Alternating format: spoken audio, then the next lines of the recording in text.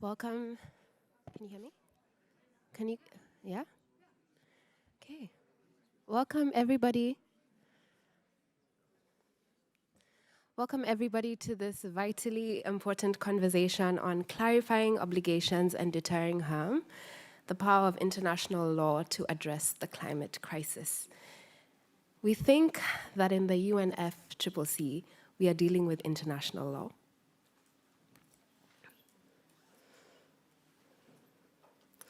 Already, after all, aren't we all working towards fulfilling the Paris Agreement? Well, how is that going? We've just been told we could be crossing the 1.5 degree mark in less than 5 years. We can still count on one hand the number of countries meeting their Paris targets. We can all feel, from the grassroots to the corridors of the UN, the profound and rising global frustration. With the slow pace of action in the face of the existential danger of life, society, and economies posed by rapidly increasing climate instability and unchecked destruction of biodiversity, which we all know have a mutually reinforcing relationship. Government and industry initiatives which incentivize decarbonization and nature protection are proliferating, it is true, but at nothing like the speed required to counter the accelerating crisis. Globally, we have been approaching an exponential problem in a linear fashion, and it is not enough. It is now imperative that we identify concrete actions which last beyond short-term electoral cycles and truly safeguard present and future generations. International law offers us a number of avenues for this. We shall be exploring 3 powerful initiatives: the legal advisory opinion from the International Court of Justice on state obligations with respect to climate change, already requested by the UN General Assembly, development of a Fossil Fuel Non-Proliferation Treaty, and recognition of ecocide as an international crime. My name is Natalie Sifuma, and I will be guiding us through this discussion. I am the head of communications at She Changes Climate, and I'm joined by 4 in person and 2 virtual amazing speakers. So, ladies and gentlemen, distinguished guests, let me begin by acknowledging that there is one country in particular which is leading the world on these legal approaches, and that is the Pacific Ocean Republic of Vanuatu, hosting this session today along with Stop Ecocide Foundation and Climate Action Network International. Vanuatu is one of the world's most climate vulnerable countries, and yet is taking the boldest action on the world's diplomatic stage, not as a victim, but as a leader. Vanuatu is championing legal initiatives which will not only benefit the entire global community, but could prove crucial to the safe and just transition to a civilization that is genuinely sustainable. Indeed, the transition to a livable world is possible. I would therefore like to welcome our first guest, Esleen Garayabiti, Head of Delegation for Vanuatu here in Bonn, to give some brief opening remarks from our hosting stage today. Please, Madam Garayabiti, the floor is yours. Okay. Thank you, Chair. Ladies and gentlemen, distinguished delegates, greetings from Vanuatu, and welcome to this very important event. Vanuatu's people are not responsible for climate change, but are suffering the worst consequences. As a horrific example, earlier this year, Vanuatu was hit by 2 Category 5 and Category 4 cyclones in the space of 72 hours. Our reefs are dying from acidification, and sea level rise is taking away our island territories. This is already the reality in the Pacific, and soon be the reality facing all nations, rich and poor. We do not believe in blame, but we do believe in accountability. And we believe in positive change, and that is why Vanuatu is leading on the range of international legal approaches to help the governments move forward responsibly in a way that is safe for both people and the planet. We are very pleased that UNFCCC has included this event in the official program here in Bonn, because it is crucial that the outside initiatives we will be discussing today are linked to the successful outcomes of the climate negotiations. It is possible to negotiate. It is impossible to negotiate with tropical cyclones, but we can and must do is clarify and strengthen obligations under a range of international laws that steer governments and industries away from expanding the causes of the climate emergency and causing further harm. Vanuatu believes in the UNFCCC and the Paris Agreement, which is why we are breaking new legal ground and the International Court of Justice, the Tribunal of Law of the Sea, the International Criminal Court, and elsewhere, to enable the urgent Paris implementation required to stay below 1.5 degrees. For the benefit of the entire planet, to our children, and for you, we welcome all parties, civil society, and high ambition partners to continue to work with us. Thank you for joining us today. These climate law initiatives give us hope, and we know you will come away inspired. Thank you.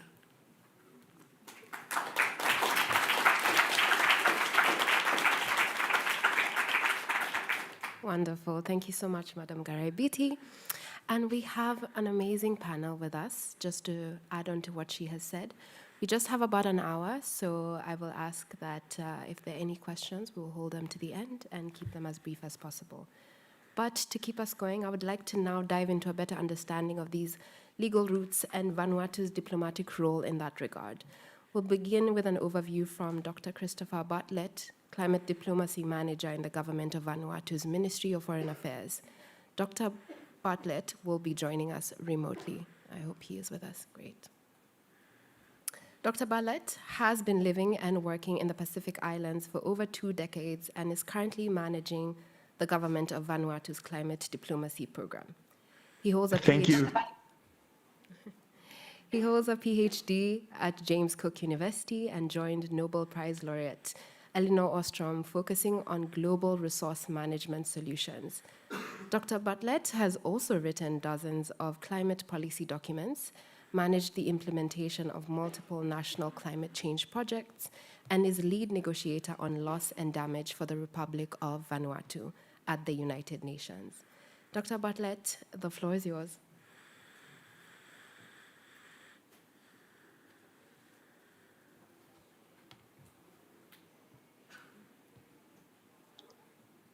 Thank you so much, Natalie. Are you able to hear me? Yes, we can. Oh, that's fantastic. Thank you so much. So thank you, all of you, for joining today. And it's so good to see so many friends in the audience. I hope you can see my screen that I'm sharing now. I just wanted to recall where we are with this, this process of trying to solve the climate emergency. And that even under the UNFCCC and the Paris Agreement, we are so far off track. The Paris Agreement, of course, has the nationally determined contributions as the modality for ambition, but you can see, and science tells us, that those nationally determined contributions are not going to keep us below 1.5 degrees. So we have to do everything that we can now to bring the ambition up so that we can prevent crossing those critical thresholds. So what is it going to take so that states increase their action and increase their ambition? Our view is that there are obligations under a broad range of international legal instruments, treaties, and conventions, well beyond just the UNFCCC, that can actually help bring up ambition and help us prevent crossing that temperature threshold. I mean, if you look at the breadth and depth of international law, you have, of course, the Universal Declaration of Human Rights, you have the United Nations Charter, there are the Conventions on Rights of the Child and Prevention of Discrimination of Women, the Law of the Sea, of course, our human rights treaties, and all of these contain provisions and obligations which may be relevant to climate change. When it comes to the Paris Agreement itself, we find that we are working in an area of disclarity. In the preamble of the Paris Agreement, it actually mandates that parties, when taking action, should be considering their obligations on human rights and climate change, as well as principles of intergenerational equity. But this has never been clarified. Vanuatu went through its own process of clarification when we reviewed our international legal obligations in preparation of our nationally determined contribution. And that resulted in an incredible upscaling of ambition. We now have adaptation, 116 targets, loss and damage, mitigation, and we feel that this clarification of international law will help other states as well. So who can do the clarifying? What is the body that's most legitimately mandated and responsible for international legal clarification? That would be the United Nations International Court of Justice, which is one of the principal organs of the United Nations. As you can see, the other principal organs, the Security Council, the General Assembly, even the UN Secretary General himself, are all engaged in discussions around climate change, but not yet the ICJ. Well, that has all changed. As of March of this year, the UN General Assembly made a request to the International Court of Justice through a resolution adopted by all parties for an advisory opinion on legal obligations related to climate change. Now, an advisory opinion is not a contentious case. This is not against any particular state. There's no blame and shame. Nobody's going to win or lose, but the ICJ is going to clarify this question of international law for the benefit of all states. Now, I wanted to say that this resolution was adopted by consensus, which is historical in that no other request for an advisory opinion to the ICJ has ever been adopted by consensus, which means all states are legitimately interested in getting this kind of clarification. Now, what is it that we are asking the ICJ to answer? Well, it's quite simple. There's really two questions. The first is, looking at international law, all of international law, not just the UNFCCC or the Paris Agreement, but all treaties, instruments, and principles. What are the obligations of states to protect, for present and future generations, the climate system and other parts of the environment from emissions of greenhouse gases? So it's a very simple question. What does existing law say states are obliged to do? And the second part of the question is equally important, and it says, well, what happens, what are the legal consequences where states, through their acts or omissions, may have actually caused harm with respect to either vulnerable states or people of present and future generations? So you can see there's the obligation, but then the consequence. You may read something into question 2 related to harm, loss, and damage. So there's very important principles here and clarification, which will in fact help our negotiations here at the UNFCCC. What's happening now? The International Court of Justice has received this request from the General Assembly, and now all states have been invited to make submissions to the court with their perspectives on these two questions. So there's an important deadline that's coming up. On the 20th of October, states should have made their written statements on the questions. Then a few months later, states will be able to respond to what other parties say in response to the question. So it's a very transparent and open process. Each state will be able to cite its own legal perspectives. It will be able to bring evidence and experience and empirical knowledge to the court. Intergovernmental organizations, UN organizations are also invited to make submissions. So this is an incredible opportunity to benefit the planet by clarifying what existing international law says. Now, for some countries who have never engaged in the ICJ, this may be a prohibitively challenging process. There are barriers to entry. Maybe they've never made a submission. They don't know what a submission looks like. And so Vanuatu has mobilized extensive support, which is available to all countries, particularly in the Global South.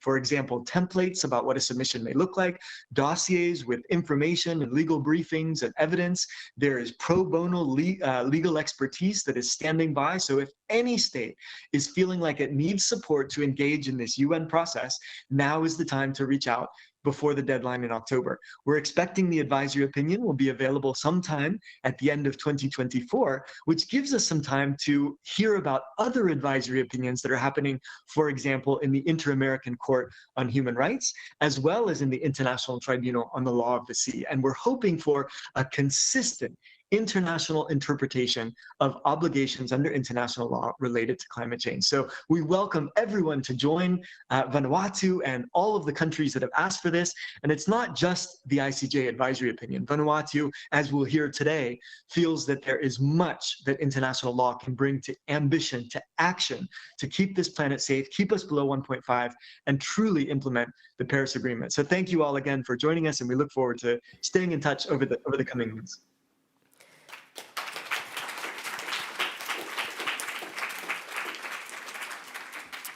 Thank you, Mr. Bartlett.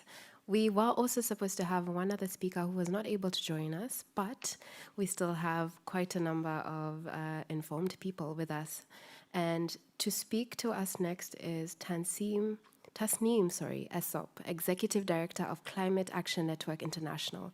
Tasneem is an expert on climate, energy, poverty, and social justice issues, and is the founding director of the Energy Democracy Initiative in South Africa. She was also a global climate policy and strategy leader for WWF International and served as the head of their delegation at the UNFCCC, including at the Paris COP. During this period, she also served on the board of the Global Call for Climate Action and was an active participant in the work of CAN International. Tasneem, welcome. Thank you very much, and greetings to all. It's a real pleasure to be back here with everybody in the room physically after the momentous and historic decision in the UN in March this year. So I think we should all give ourselves a round of applause. It has been, of course, the contributions, the leadership of Vanuatu, and our collective power as peoples across the world that brought it across the line in the UN. So I think we should just give ourselves a round of applause.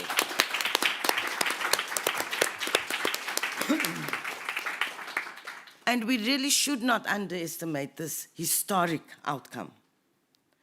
The leadership that Vanuatu has played with regards to this particular resolution and seeking this advice from the International Court of Justice is a game changer. Not only the potential of getting an advisory opinion that provides clarity, but also the opportunity of the process itself, in the process of making submissions. These are not technical submissions. These submissions will be backed by real stories of people on the ground who are suffering the impacts of climate change already. And I think it is in the space between the legal instruments and the power of the experience of people on the ground, frontline communities who are suffering and bearing the worst burdens of the climate crisis, that we will find that magic, if I can call it, for an outcome from the International Court of Justice. And in the outcome of the International Court of Justice work on this matter, certainly the outcome, we will have more clarity about the obligations of states. More importantly, for us, is of course, so what are the legal consequences when there are omissions, especially? And that is where the issue of justice comes into play. And we know in these processes in the UNFCCC, often disconnected, probably the word often is mild. We're sitting in this process here and there's no agenda adopted, for example. So mostly disconnected from the realities of people living in devastating contexts of the impacts of climate change, lives, livelihoods lost. So the consequences, hopefully, out of the International Court of Justice advisory opinion, the legal consequences of not acting to address the climate crisis would be really important for a network like CAN International. We do believe there has to be accountability, but we also believe there has to be consequences. The UNFCCC architecture set up by the Paris Agreement has no mechanism for enforcement and for consequences. And so certainly this is a game changer. This advisory opinion that we're expecting from the International Court of Justice, providing that clarity, will also allow us, especially in civil society, the broadest range of civil society, communities, to find hope that justice potentially will be served. And when we talk about justice, of course, we have to understand what that means. In a process like this, often the issue of justice is missed when we talk about, for example, finance. It's a big issue in the negotiations, but often it's turned into a kind of finger-pointing exercise, and the context of why developing countries, for example, why the most vulnerable countries need finance is missed. And why, in fact, it's not just a need, why rich nations who benefited and developed off the back of poorer nations, why it is actually a matter of justice and compensation and reparation. These issues need clarification. Otherwise, it is purely just another item on a negotiation agenda. But the implications are wide-reaching and far-reaching. We talk about intergenerational justice.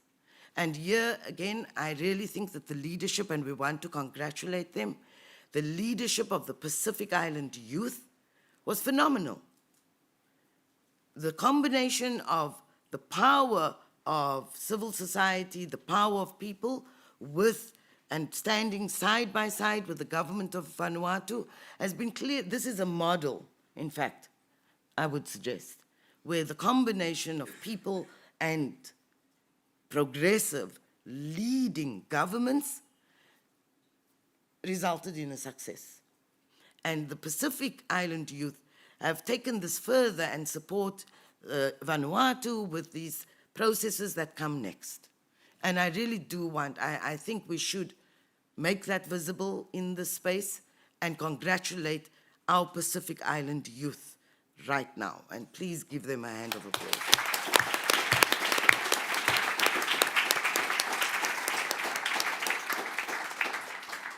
And it is their voices that need to lead when we deal with the issue of intergenerational equity.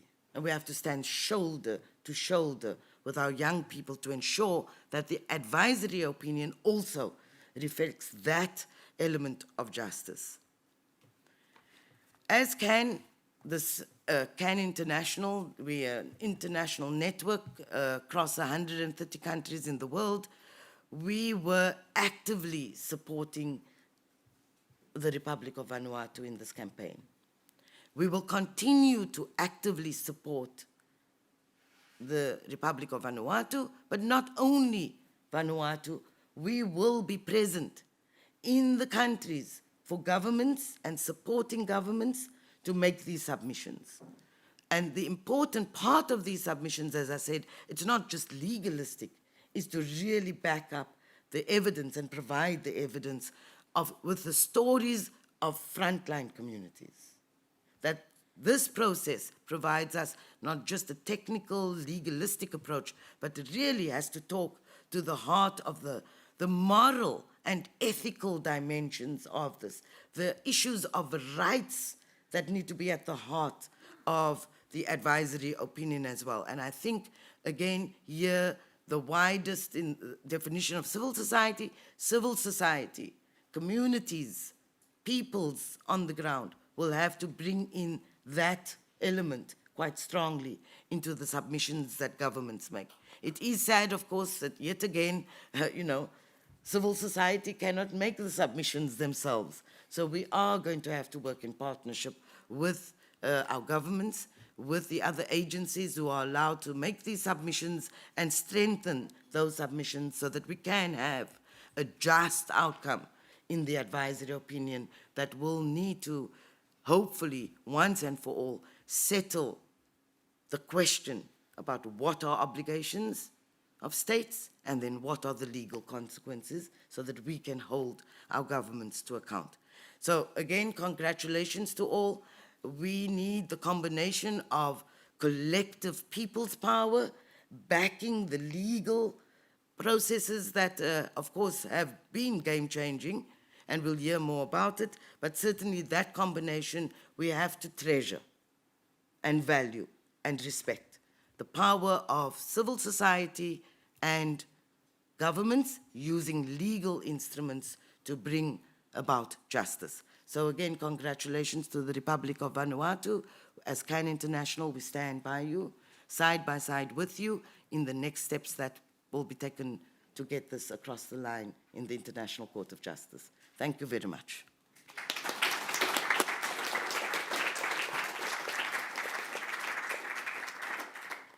Thank you so much, Tasneem, for that broad climate justice perspective. And something that you've said about coming together really resonates with me. It reminds me of a quote, great things happen when we come together. So definitely.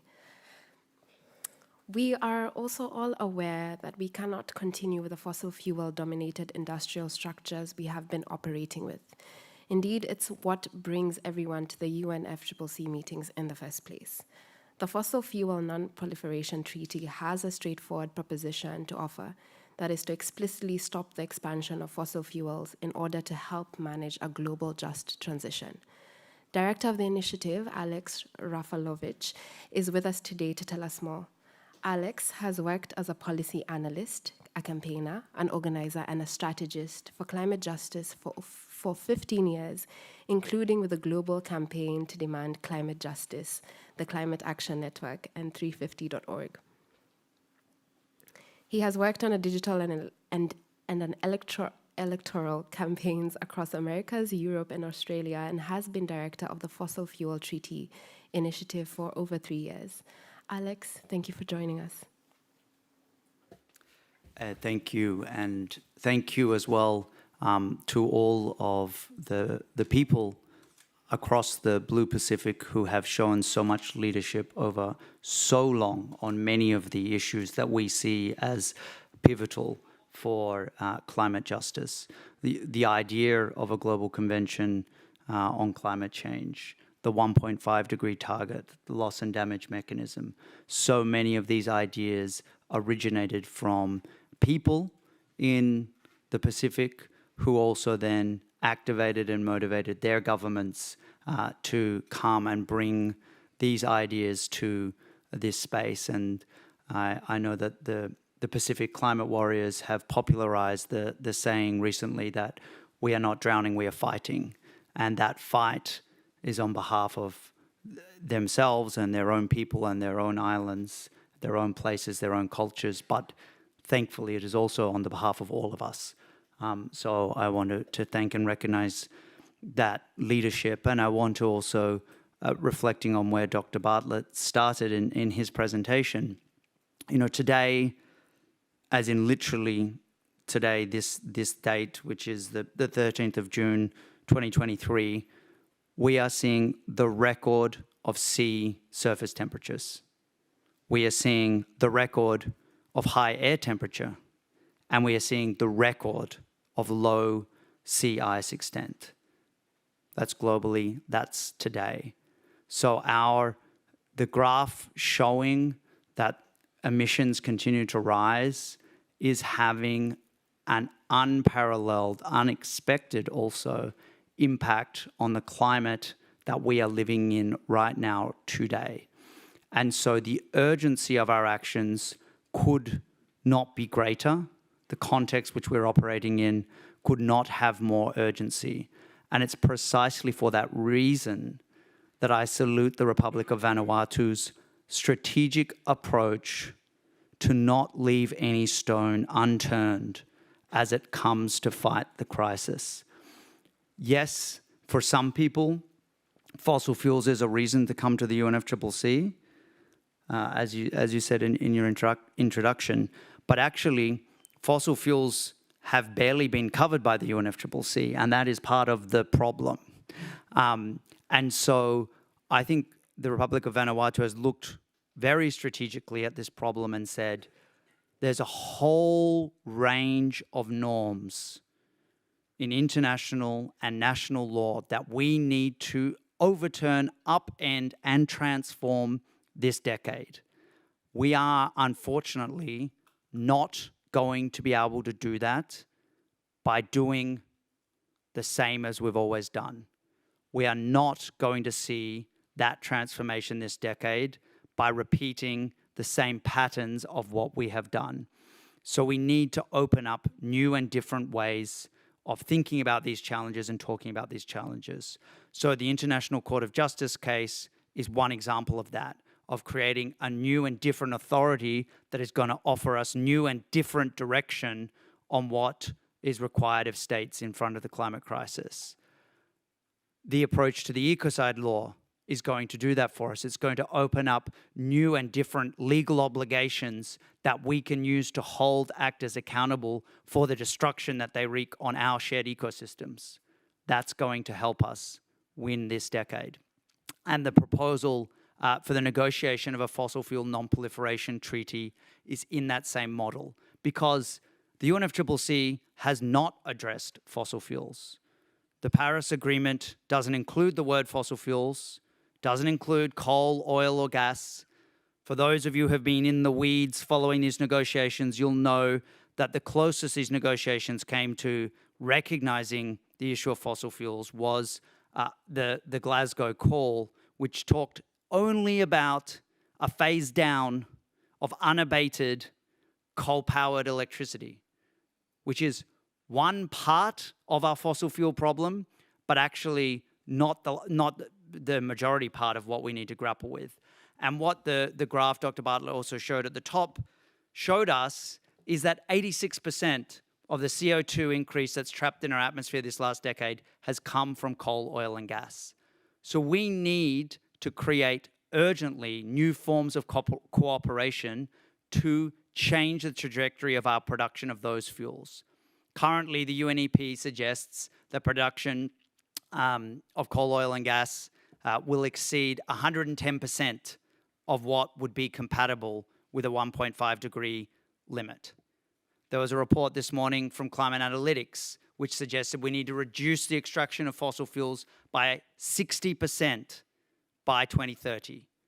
So just let that sink in. What does that mean? What is a 60% reduction in the extraction of fossil fuels? It means very obviously, very clearly, no new sites of extraction, because we've got to go down from where we are. So there can be no new coal mines in Germany.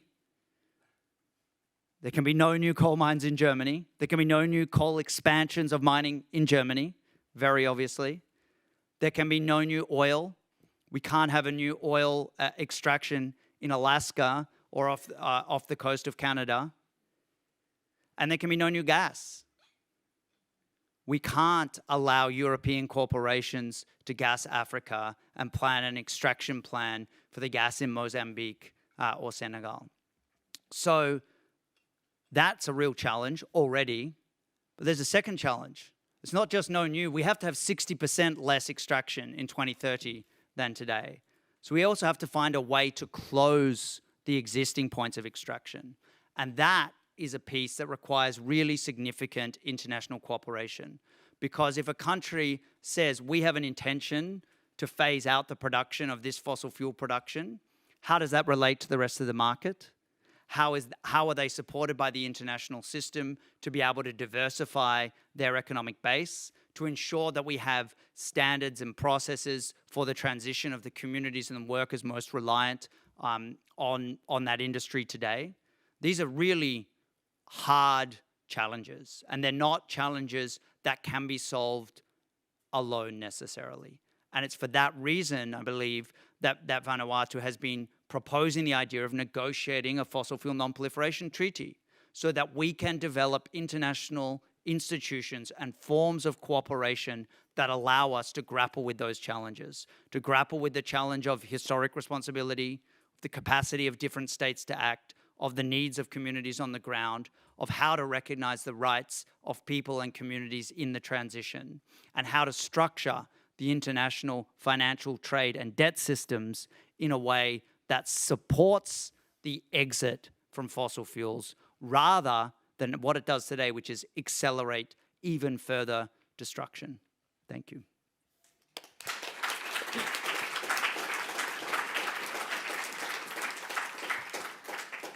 Thank you so much, Alex. Very, very clear and important points to think about and to help us move forward. You've also helped us segue into a different sphere of law, and that is criminal law. It is criminal law that we use to draw moral lines in society, those red lines that make clear what is not acceptable, what must be sanctioned, and thereby deterred. No criminal law can prevent a crime from ever being committed, but criminal law reflects societal norms. As we wake up to how dangerous it is to destroy ecosystems, there is, correspondingly, a fast-growing global momentum around criminalization of the severest harms of nature, or ecocide. Such a crime could address such extreme damage in times of peace or of conflict. The destruction of the Nova Kakhovka Dam in Ukraine, for instance, last week, has been repeatedly referred to as an ecocide. This direction of travel has been much accelerated by the existence of a consensus legal definition of ecocide as a potential fifth crime in the Rome Statute of the International Criminal Court. This definition emerged in June 2021 from an independent expert panel co-chaired by renowned international lawyer and author Philippe Sands and Senegalese jurist Dio Folsa, and within a year was triggering legal, academic, and political discussion around the globe.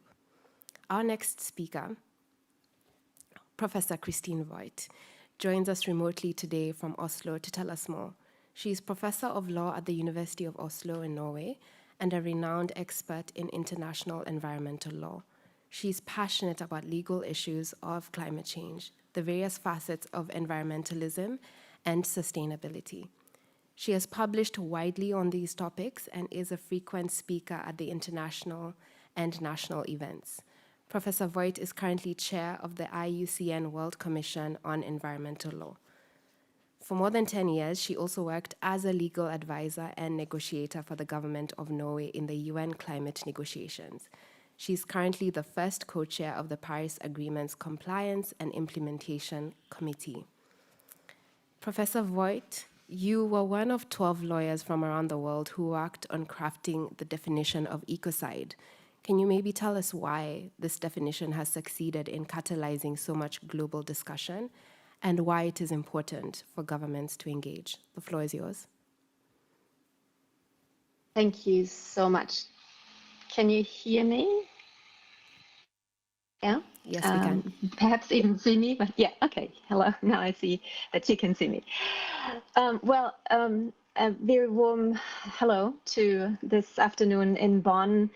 And I would like to join the previous speakers in congratulating the big ocean state of Vanuatu for their leadership on legal issues of climate change, but not only climate change. If you look across the entire field of international law, international environmental law, you see Vanuatu everywhere.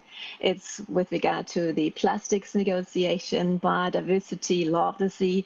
Vanuatu is a true leader who also looks at the interlinkages between the different areas of international law, and that's truly impressive. Before I answer your question about ecocide, I hope you can allow me to make two brief comments on what I've heard from previous speakers. The first one very briefly on the Paris Agreement. It's of course something that we all have worked on for a long time, and I do understand and I do share the frustration about NDCs not being where they should be, where they need to be in order to address the climate change challenge and to stay or keep warming at 1.5 degrees.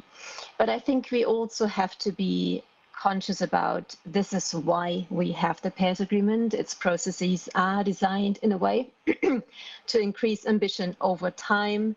Many of the processes, or some of the processes, have not yet kicked in motion. We know that the first global stocktake takes place this year, but importantly, the stocktake will have to inform next round of NDCs, which are due in 2025.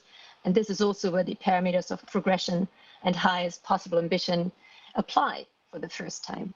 So it's very important to not undermine the Paris Agreement. That's really my point here in our discourses about climate law, because it is really one of the, maybe the most important agreement there is, as a floor, as a procedural safeguard, and many other elements and tools need to be in place, but the Paris Agreement should be compatible and it's seen in conjunction with them.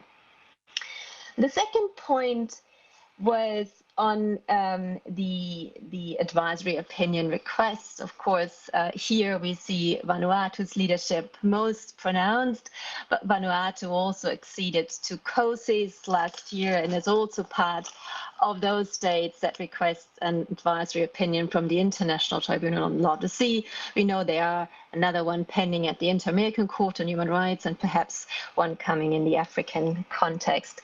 And this is a really, truly historical moment, not just that we had the United Nations General Assembly by consensus adopting a resolution that we all talked about earlier, but that we have pretty much 3 or 4 international courts being asked at the same time, something that at the very core is a very similar question. Basically, what are states' substantive obligations to address climate change, within the context of the law of the sea, customary international law, human rights law? It all boils down to a very similar legal analysis.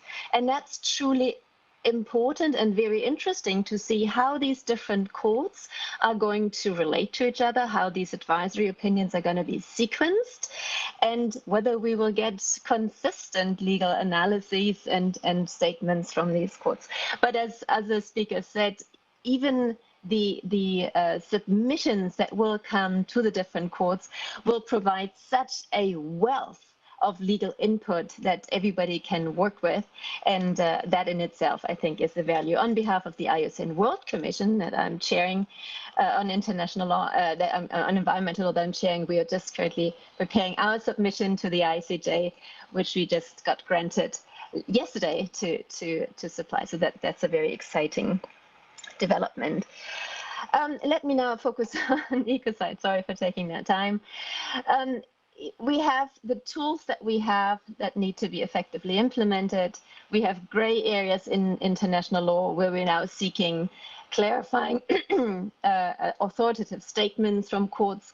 And we have areas in international law that are still blank, where we don't have the tools yet. And one of them is criminalizing the most severe environmental destruction. And of course, we all know that criminal law, as you also rightly said, cannot be the answer. It cannot solve the problem on its own. But criminalizing certain behavior comes with a significant cost, and not a monetary cost, but a cost in reputation, cost in freedom, and of course, a cost in the legality of your action. And that, I think, was the backdrop against which the Stop Ecocide Foundation in 2020 called upon 12 international experts to work together to provide a legal definition, or a proposal for a legal definition, on how ecocide could be framed. And it was a very interesting work. As you mentioned, I was one of the members of that 12 people panel, where very different backgrounds were combined. Some of them were criminal lawyers, some of them were public international lawyers, some few of them were environmental lawyers, but that was a very fertile and interesting ground to discuss these different proposals that were on the table, to come forward with a consolidated proposal. But it is not a consensus legal definition, it's just a proposal by this panel. If states wanted to pick it up, they could, but so far it is just something that the panel put forward. So what's the background? As you perhaps all know, the idea or the hope is to amend the Rome Statute, over which the International Criminal Court in Hague has jurisdiction, with a 5th international crime, the crime on ecocide. And in this context, the legal panel proposed the definition of ecocide as unlawful or wanton acts committed with the knowledge that there is substantial likelihood of severe and either widespread or long-term damage to the environment being caused by those acts. It's a simple, short sentence which captures a lot of elements and, of course, a lot of discussions which lie behind it. Maybe it's just very, very briefly, importantly, the idea is to capture both legal and illegal acts, because as you know, in international environmental law, there isn't terribly much that is illegal, and much of environmental destruction is perfectly legal.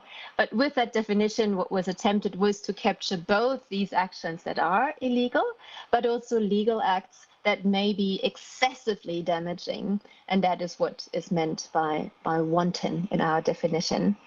There's a very high threshold that we put in, including widespread or long-term threat to the environment, and it is also something that captures purely environmental damage, not necessarily something that's connected to damage to humans. But with regard to climate change, it is important that the jurisdiction of the International Criminal Court and the crimes as they're defined in Rome Statute are non-retroactive, so they only apply from the moment that the special provisions in the convention are adopted, and they only concern individual responsibility. And I leave it up to the room to think about how that could apply to the different causes of climate change, in particular new fossil fuel developments. And with that, I go full back to you. Thank you so much, Christine. We appreciate your input. We expected to have Jojo Mehta.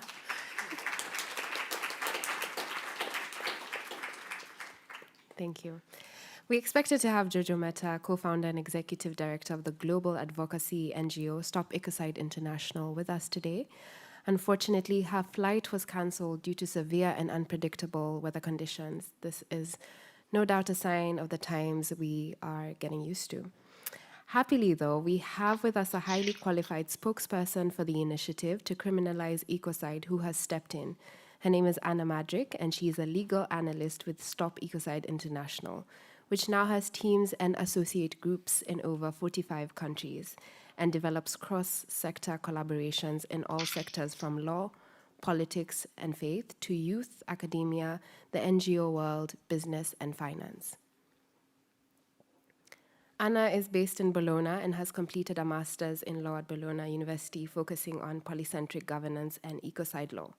She has written book chapters on the topic and legally advised the Scottish Government, the European Space Agency, and the European Institute of Geosciences, among others. She's also a key contributor to the civil society groups involved in many UN conferences and co-drafted the legal pact accompanying the civil society recommendation documents for the Summit for the Future. Anna, could you tell us more about recent developments with the Ecocide Law Initiative and give us a sense of what to expect or what we can expect in the coming months? Maybe you can also let us know what developments have emerged that might not have been anticipated. Thank you, and good day to everyone. A few short years ago, very few people had heard of ecocide law, but it's now being discussed in dozens of governments, some on public record and others behind closed doors. The European Parliament has proposed its inclusion in EU law, and that is being discussed with the European Commission of Council of Ministers this very day. The Interparliamentary Union of 179 parliaments around the world has recommended ecocide law, and in a recent resolution, the Council of Europe urged all its 46 member states to legislate for it. Belgium is already in the process of doing so. Around the world, faith and youth groups, NGOs and academics, lawyers and business leaders are also supporting this. So why this accelerating interest? Well, criminal law is generally thought of as a framework for punishment, creating personal criminal responsibility for acts that society condemns, and prosecuting perpetrators for those acts. And yes, that's indeed how it works, but that's not what it's for. Criminal law is there to deter, prevent, and protect. Murder isn't a crime in order to punish murderers. It's a crime to stop people killing each other, because as a society, we consider killing to be morally unacceptable. There are moments in history when society begins to recognize something as unacceptable, and therefore worthy of prohibition in criminal law. The crime of genocide was established in response to the Holocaust, an atrocity that the world recoiled from in horror. We are witnessing a similar moment right now with respect to the destruction of our living world, and it's called ecocide. At the same time, however, there is a rising frustration with the pace of action to address the climate and ecological crises. At Stop Ecocide International, we work with all levels of society, convening at diplomatic and UN level, as well as developing cross-sector collaborations and supporting grassroots mobilizations. And we've observed this frustration at all levels. Existing environmental regulations are often badly followed, woefully monitored, and poorly enforced. Moreover, multilateral environmental agreements, targets, and pledges, such as the Paris Agreement, the Sustainable Development Goals, the Global Biodiversity Framework, and the Leaders' Pledge are all non-binding. And this is where criminal law will be extremely useful. One needs only to imagine how a board of directors would approach its regulatory obligations, knowing that if it failed to fulfill them and threatened ecocide as a result, its members could be in criminal law territory. This will be a huge step for accountability and will change decision-making in a very positive way. Perhaps an obvious but very positive development, we've discovered in conversations with corporate investors and other businesses over recent months that the definition of ecocide is incredibly useful in another way. We've discovered that it creates a useful lens for anyone that knows their sector through which to assess their activities and consider positive innovation. It prompts specific and useful questions that need to be asked. It also helps that the core of the definition fits onto the back of a business card, which we found very handy when dealing with busy politicians. This lens factor was perhaps what the UN Climate Champions Pivot report last year was referring to when it described ecocide law as a driver and influencer of change. It shows that the game-changing power of this law doesn't kick in at adoption.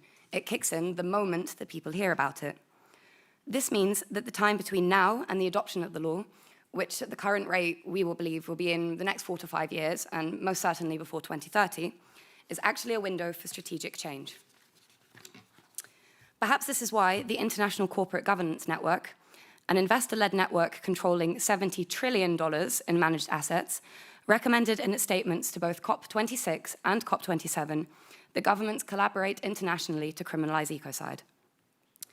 The International Criminal Court itself is taking this conversation extremely seriously, and during its 20-year anniversary conference last year, a whole section on the future of the court was devoted to ecocide law. Indeed, inclusion of ecocide into its jurisdiction could bring the court into a whole new level of global relevance. Ecocide law will also address some of the worst damages created during conflict, damages which last well beyond the period in which people and infrastructure are being directly harmed. In this sense, ecocide is very visibly a crime against peace, and it could be a timely and useful extension to the aspects of war crimes pertaining to the environment which are already covered by the Rome Statute. We're seeing a clear direction of travel here. In the last 4 years, this initiative has moved far faster than we expected, and it's accelerating all the time. It might even be a relief for decision makers to be obliged to abide by rules that have common sense, such as integrity and the support of life within them. To be able to say to boards of directors and shareholders that healthier approaches must be taken because activities that could threaten severe harm will become criminal would be a severely profound act. And finally, this law is important to the young and to the future generations for very obvious reasons. It will protect the world we are growing up in and the work which we do in it. It will provide the legal safety rail which we will all need if we are to emerge from the current crisis, not unscathed, for we know it's already too late for that, but with half a chance of surviving and thriving on our planetary home. We've spent hundreds of years treating nature as an infinite bank of resources, and we've hit a harsh reality check. As I hope I've made clear, ecocide law is an eminently logical, necessary, and positive response to this, one that will help to steer investment and policymaking in a positive direction, both for us and for the planet. Because after all, criminal law is ultimately not about prosecutions and punishment. It's about deterring dangerous behavior and protecting life. And I think we can all agree that that's worth doing. Thank you.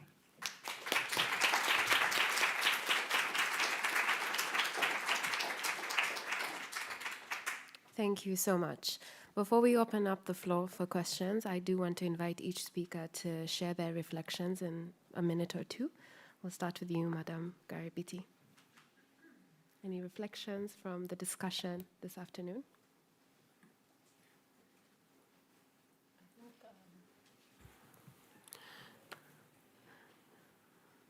We made a point on togetherness. We face the crisis, but we can't face it individually, but we have to be together to achieve something. So despite the complication on the situation that we are facing, impact of climate change is a reality in our lives today, and we need to continue to collaborate together to be able to achieve our destination. Agreed. Alex, any reflections from you? Yes, one of the things I was thinking about actually is with respect to the International Court of Justice, and also, as you mentioned, or the Inter-American Court on Human Rights and the Tribunal on the Law of the Sea. There's actually, I think, interesting opportunities for those who are concerned about the law of fossil fuels to make amicus submissions and to support other states to make submissions with respect to fossil fuel obligations specifically. And I think it could be an interesting way of also supporting the emergence of more norms around fossil fuel production. So I'm excited to get a bit involved in that. Lovely. Thank you very much. Tasneem, anything from you?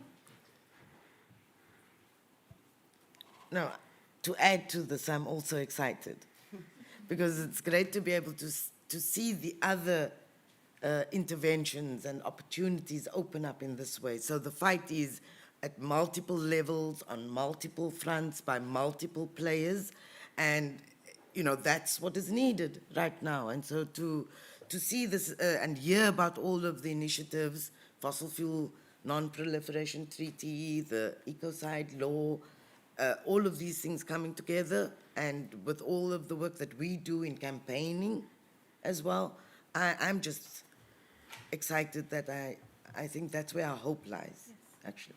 Yeah, and I think that was the intention of this conversation, to really make it one of hope, and see how we can come together and move forward to a positive future.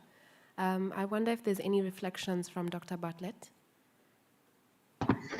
Thank you very much. I would like to reflect that Vanuatu is deeply honored to be playing such an important role in all of these initiatives. I mean, the ability to be on the front line calling for example, the development of a new fossil fuel non-proliferation treaty, to be the first country in the world to address the Assembly of State Parties at the ICC and suggest we criminalize ecocide. I mean, on the flip side, we are out of time.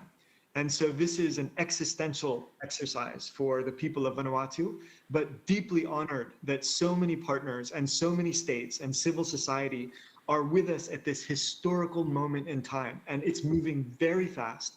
The ICJ advisory opinion submissions in October. Obviously, we are going to approach the Assembly of State Parties at the ICC again on Ecocide within the next year to start that process. The drafting of this new treaty is going to happen in months. So if you're ready, stand with Vanuatu, and we are ready to stand with you. Thank you. Thank you so much.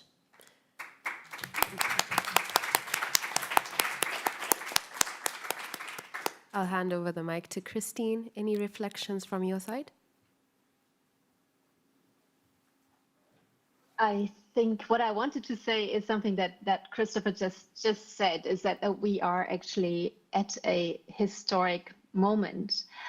We've never had something like this in the entire history of international law. And I think this is absolutely crucial, that the world is coming together on these legal issues when it really matters with regard to climate change, and in having all these different tools, but also these different avenues and channels available, exploring them and using them to the best of our legal abilities is a very demanding, but also very important task that we share, and that I hope bring us even closer together.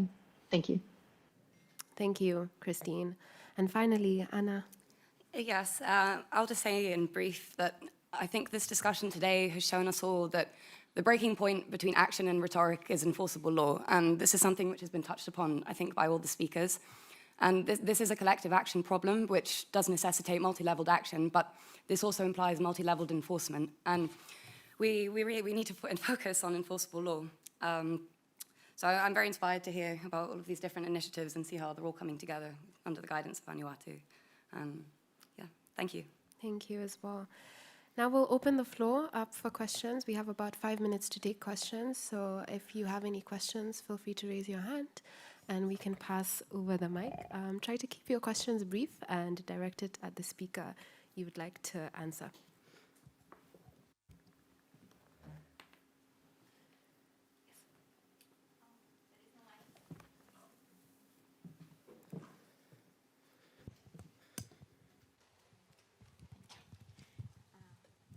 Hi, hello, my name is Maria Anaya. I am a PhD student in law at Cornell University.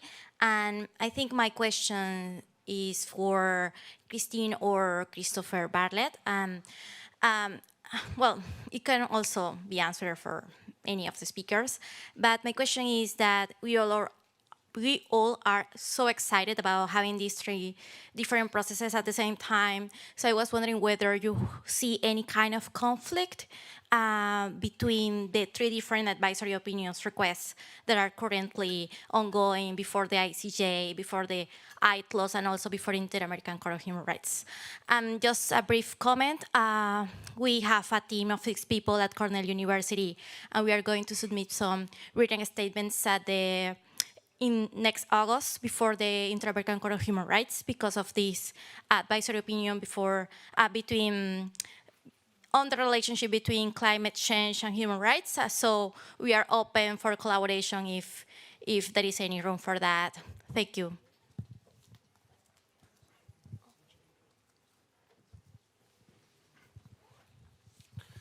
Thanks. Johnny West from Carbon Tracker. Sorry for my voice. A kind of technical question to the lawyers. Does attribution science play a role in putting forward these all of these cases and processes, and where are we with that? Thank you.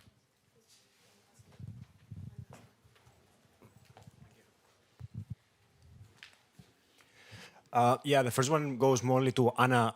When it goes to enforceability and liability for the Ecocide crime, would that go for states or for CEOs, for example? Or if it goes for states, would it go in shape or in form of sanctions, or how would that work?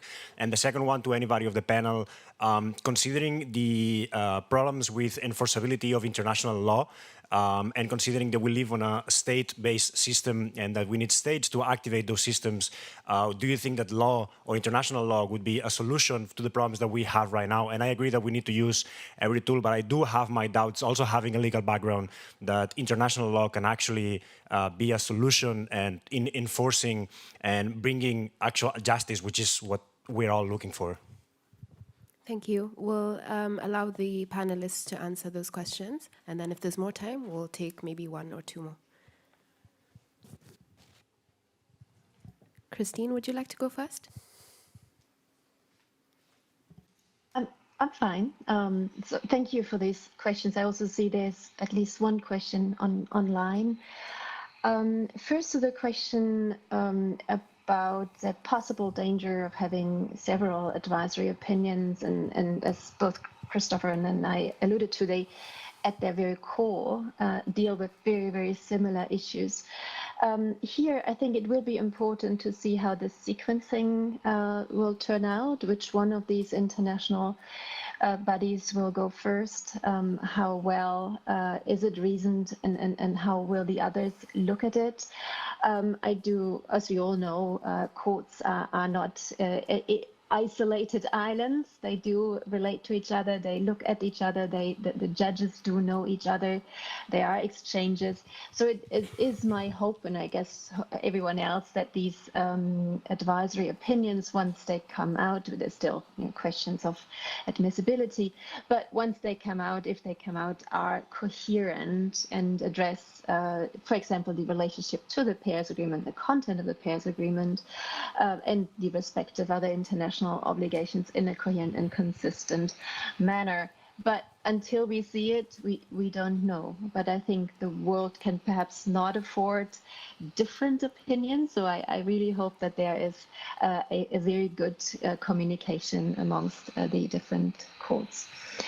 Question on attribution science. I think this is a very important and fascinating area under development. Attribution science, as of yet, as far as I understand, is not able to trace back greenhouse gases or greenhouse gas emissions to emitters.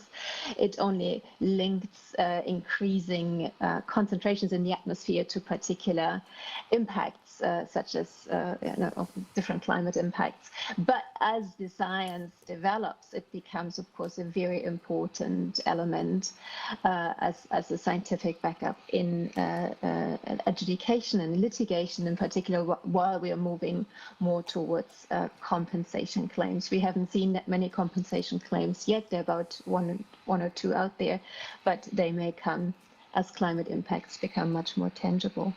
And the third question on Ecocide, as I briefly mentioned, the criminal responsibility under the Rome Statute is one of individual responsibility. So we're not looking at companies or states, but individuals, persons, which can be people acting on behalf of state organs, or CEO of a company, depending on what kind of activity we're looking at. And finally, the question in the chat is very interesting about the Stop Ecocide Foundation and taking a next step. Actually, it would be up to a party member to the Rome Statute to send a proposal to the United Nations Secretary General in New York with the proposal to start negotiations of an amendment of the Rome Statute. That proposal would need to find the support of a majority of states before the negotiations would kick off. So it needs at least one state to alert the Secretary General in New York, and perhaps there is someone in the room who might have a different or particular answer to that, but it is now in the hands of parties. Thank you, Christine. Anna, do you want to add on to that and answer the question? Yeah, I can just add on to... Yeah, I can just add on to the part that was asked about the sanctions. So the sanctions we'd be looking at would be imprisonment, and this is very much rooted in the fact that environmental law, as of now, it tends to be set up in a regulatory way. So the usual penalty would be a fine.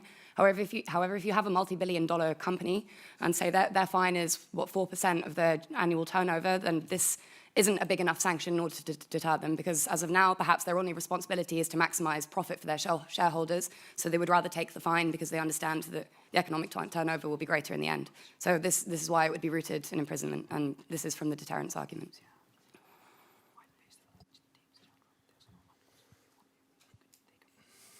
I might just jump in and jumping off the Johnny's question about attribution science. I actually think one of the advantages of an approach focused on the extraction and production of fossil fuels is that it removes the ambiguity around the ultimate climate impact in some ways. I think part of the problem of the structure of our policy making on climate has been that it's attached to the emissions at the end of the line. And the emissions, and focusing on the emissions at the end of the line are, of course, difficult actually in many ways to count exactly how much methane leakage do we see, where, how much, what's its effect over what timelines, blah, blah, blah. And also the challenges I think that's created in terms of this idea that we can create transferable units and create a market, these market approaches that abstract and financialize the response to the crisis. When, if we actually return it to the coal and the oil and the gas that we can see very clearly and focus responsibility on the constraint of that piece of the puzzle, that might actually make the policy making more direct. I'm not going to, I wanted to say easy. I think it's not going to be easy. Obviously, it's the most powerful industry in the history of the world, but it will make it much more directed in terms of what we're trying to do. Thank you all so much. We are ending our session there, but I do invite more questions to come directly to the panelists once we are done. But thank you all for staying with us to the end of the session. Thank you to our wonderful panelists for joining us online and in person.